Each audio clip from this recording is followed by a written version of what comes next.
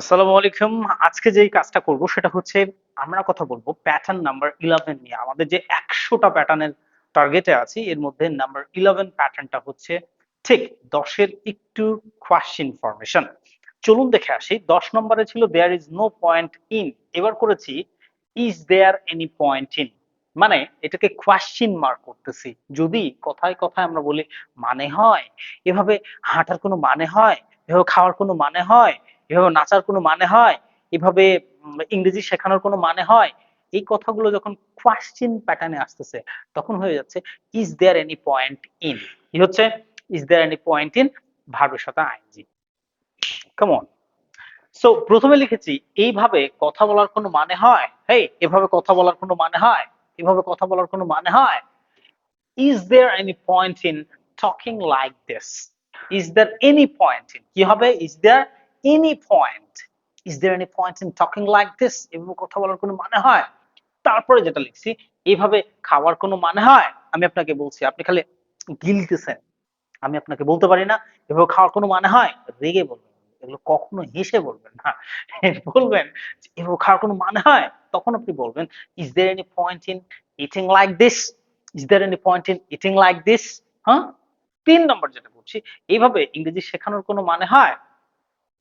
Definitely আপনি একই স্টাইলে কথা বলতে পারেন। রেগে বলবেন, রেগে। বলবেন, এইভাবে ইংরেজি শেখানোর কোনো মানে হয়? তখন বলবেন, Is there any point in teaching English like this? হ্যাঁ? Is there any point in teaching English like this? দেখেন, লিখেছি, Is there any point in teaching English like this?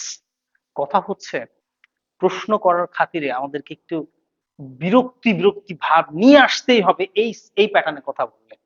আপনি যদি বিরক্তি ভাবটা না নিয়ে আসেন, রাগ ভাবটা না নিয়ে আসেন, প্যাশন ভাবটা না নিয়ে আসেন, হবে না। টোন চেঞ্জ করলে এটা দিয়ে কোশ্চেন করা হচ্ছে না। সো আমরা এটা নিয়ে কথা বলতে গেলে অবশ্যই টোন চেঞ্জ করে কথা বলবো এবং বলবো is there any point in. কি বলবো? Is there any point in. তারপরে ভার্বের সাথে আইএনজি। আমি আপনাদেরকে বলে রাখছি, আপনারা খুব সুন্দর করে এই প্রশ্নগুলোর উত্তর দিবেন। আমি আপনাদেরকে বলছি, এইভাবে ভিডিও করার কোনো মানে হয়? এটার ইংলিশ কি হবে? দ্বিতীয় আমি বলতে পারি, এভাবে নাচার কোনো মানে হয়? কি বললাম?